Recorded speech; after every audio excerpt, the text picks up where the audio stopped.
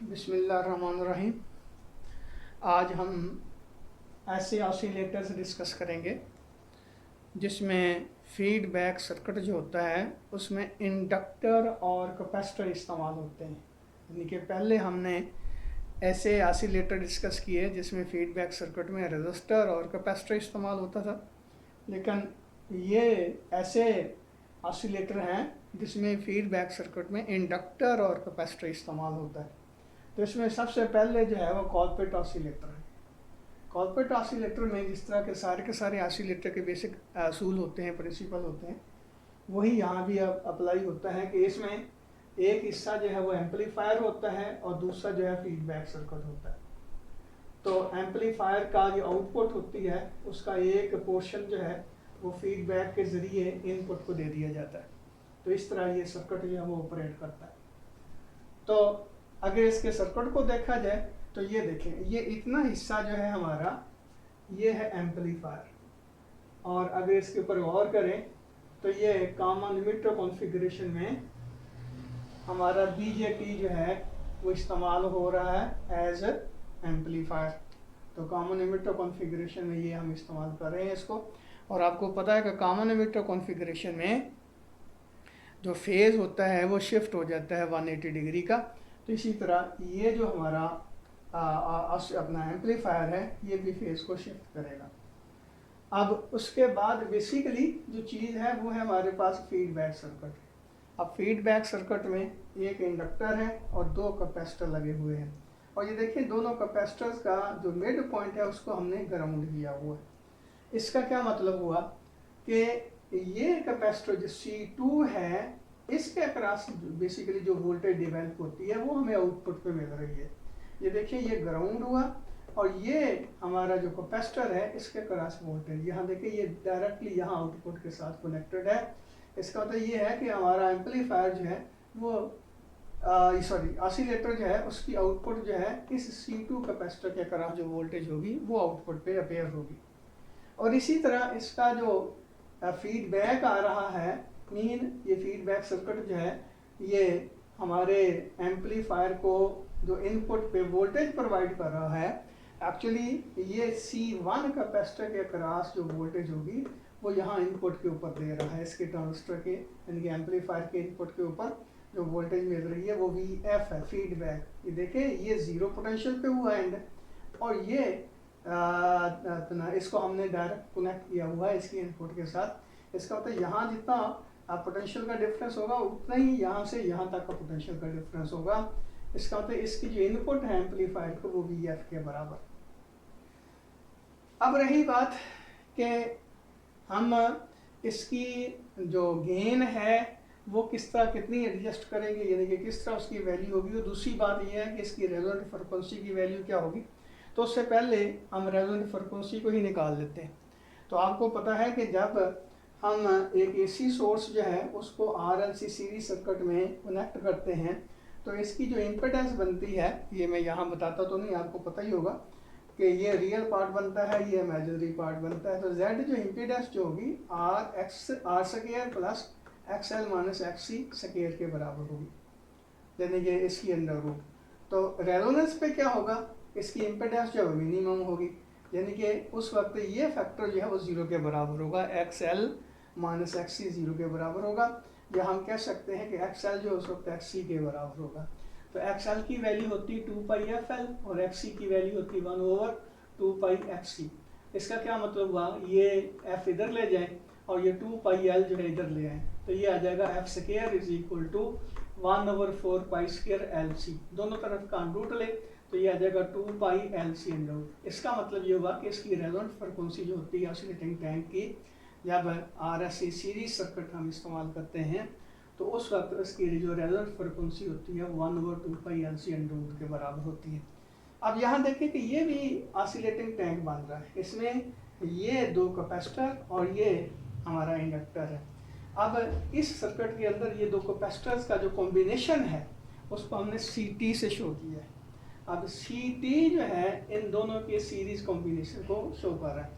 तो series combination में जो कैपेसिटर होता है उसकी value C1 C2 C1 plus C2 होती है, यानी कि 1/CT is equal to 1/C1 plus 1/C2। उसको सॉल्व करेंगे तो ये वैल्यू आ जाएगी।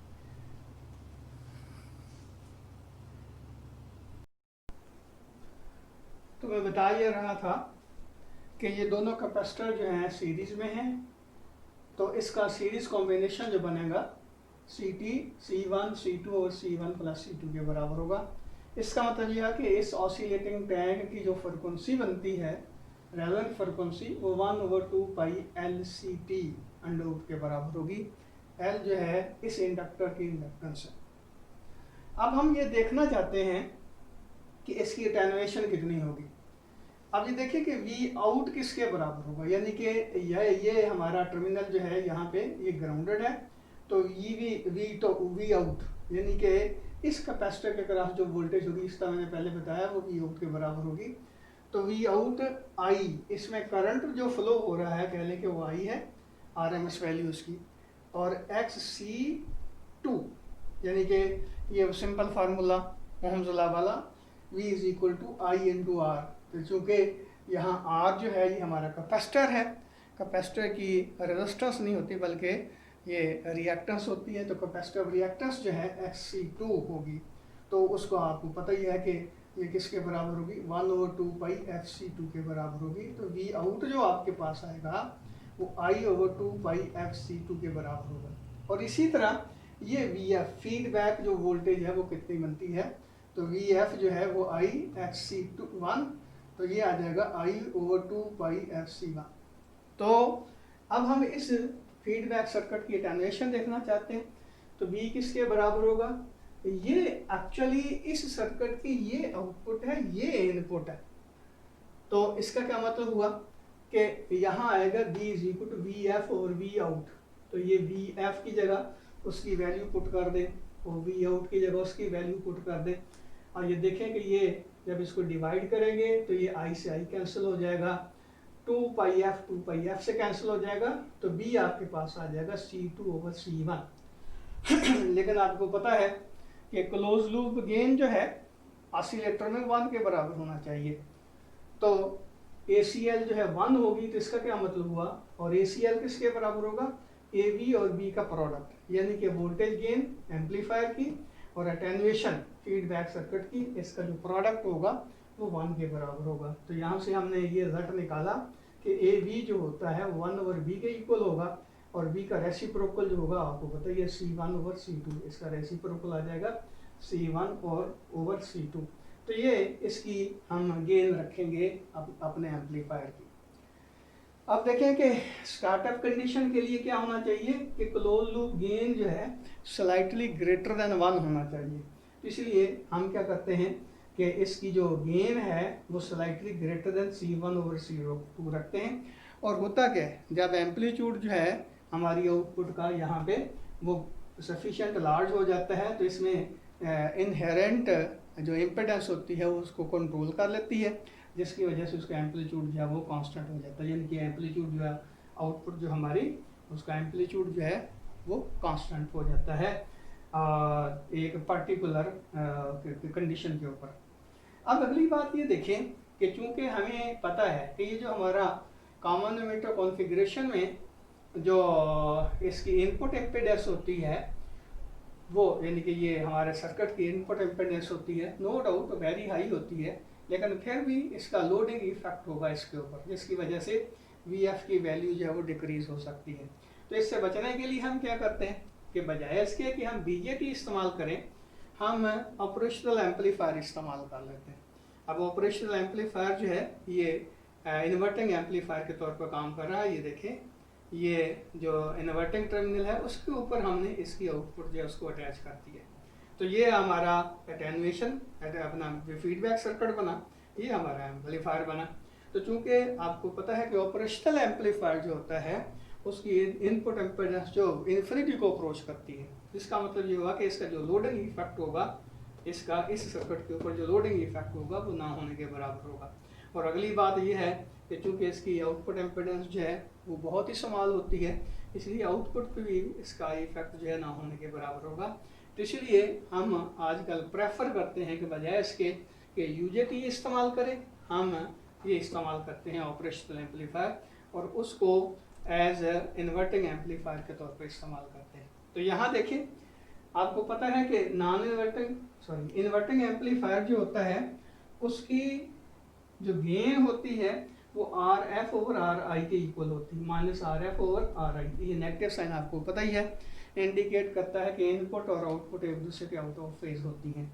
तो गेन जो है ये इसके बराबर होती है इन्वर्टिंग एम्पलीफायर में, और यहाँ से गेन हमने निकाली वो C1 ओवर C2 के बराबर होगी। तो इसका क्या मतलब हुआ कि हम इसकी गेन एडजस्ट करते हैं ऑपरेशनल एम्पलीफायर की, इस तरह के आर एफ और आर आई जी है जो है रजिस्टर्स हैं उनको एडजस्ट करते हैं। तो आर एफ कितना होना चाहिए, C1 over C2 multiplying factor आ जाएगा आर आई का, यानी कि आर एफ जो है आर आई की वैल्यू हम अपनी तरफ से सेलेक्ट कर लेते हैं, तो उनकी वैल्यू यहाँ पुट करके आर एफ की वैल्यू जो है कैलकुलेट करते हैं, तो वह इस सर्किट में हम कनेक्ट कर देते हैं, तो ये हमारे पास आर एफ और आर आई की वैल्यूज़ भी आ जाती हैं। तो इस तरह हम बड़ी आसानी से ये जो एम्पलीफायर है उसकी गेन एडजस्ट कर लेते हैं, और ये हमारा ऑसिलेटर जो है वो बन जाता है।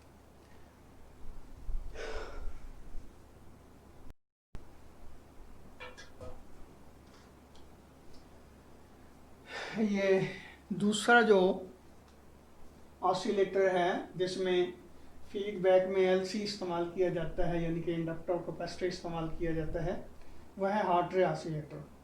तो हार्ट्री ऑसिलेटर और कॉलपिट ऑसिलेटर में फ़र्क क्या है कि सिर्फ फीडबैक सर्किट का फ़र्क है कि वहाँ जो है कैपेसिटर को स्प्लिट करके हम इनपुट और आउटपुट का डिसाइड करते थे, यहाँ दो इंडक्टर लगा देते हैं, तो ये इंडक्टर लग गए और इसका कॉमन जो है इसको ग्राउंड कर दिया यहाँ पे।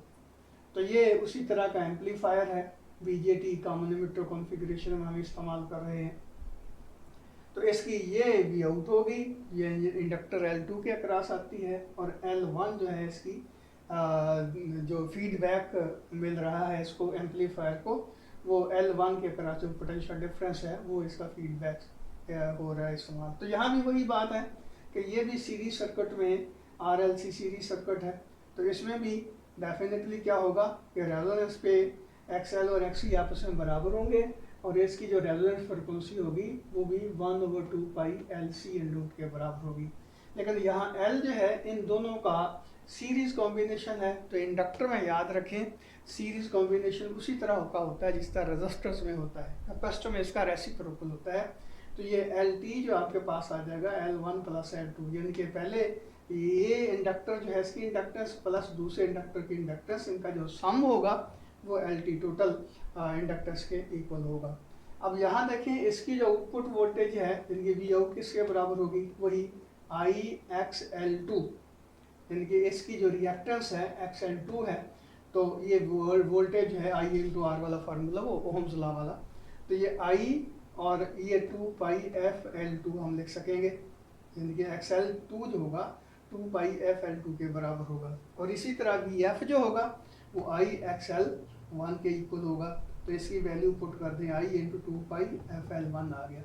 अब इसकी एटेन्युएशन जो है फीडबैक सर्किट की वो किस तरह फाइंड आउट करेंगे, यहाँ भी देखेंगे इस फीडबैक सर्किट की ये वी आउट है, ये वी इन है, तो ये V F over V O जो होगा उसकी जगह उसकी वैल्यू पुट कर दें, वी एफ की जगह 2 पाई एफ एल 1 इंटू आई, और वी आउट की जगह 2 पाई एफ एल 2 आई, तो ये आई से आई कैंसिल, ये 2 पाई एफ से 2 पाई एफ कैंसिल, तो इसका बी आएगा L1 ओवर L2।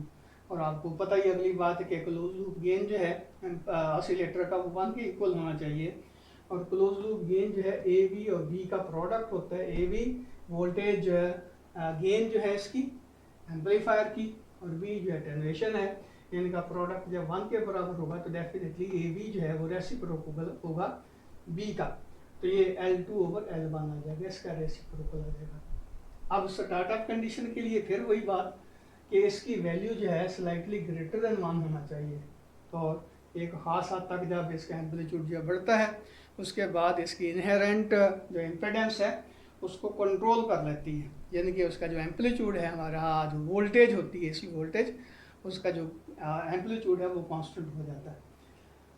तो इसलिए हम इसको थोड़ा सा ग्रेटर रखते हैं वहाँ से, ताकि इनिशियली उसकी जो एम्पलीट्यूड है वो भी इंक्रीज़ हो और बाद में उसको कंट्रोल किया जा सके। तो इसका मतलब ये हो कि इसका ए वी जो है वो स्लाइटली ग्रेटर होना चाहिए L2/L1 से।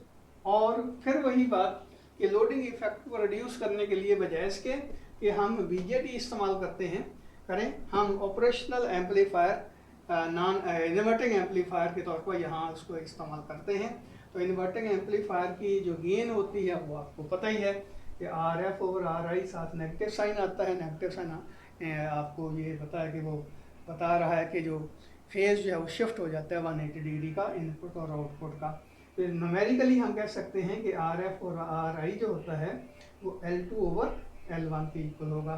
तो यहाँ भी देखें कि RF की वैल्यू हम निकाल सकते हैं, RI की वैल्यू पहले सेलेक्ट कर लें और ये आपने L2 और L1 जो इस्तेमाल करना है उसकी इंडक्टेंस की रेशो से इसको मल्टीप्लाई कर दें तो ये RF की वैल्यू आ जाएगी। तो इस तरह हम ये हार्ट ट्री ऑसिलेटर जो है उसको ऑपरेट करवा सकते हैं। तो ये LC ऑसिलेटर था। अगर इसके मतलब कोई बात आपने पूछनी है, वैसे अक्सर आप लोग जो हैं कुछ पूछते नहीं हैं, इसका मतलब ये होता है कि या तो आपको सब कुछ समझ आ गया या बिल्कुल भी समझ नहीं आया, या पढ़ते ही नहीं है। तो बहरहाल देखते हैं आप कि आपके कमेंट्स क्या आते हैं, तो फिर उसी लिहाज से उनके जो आंसर जो है वो दिए जाएंगे। अल्लाह हाफिज़।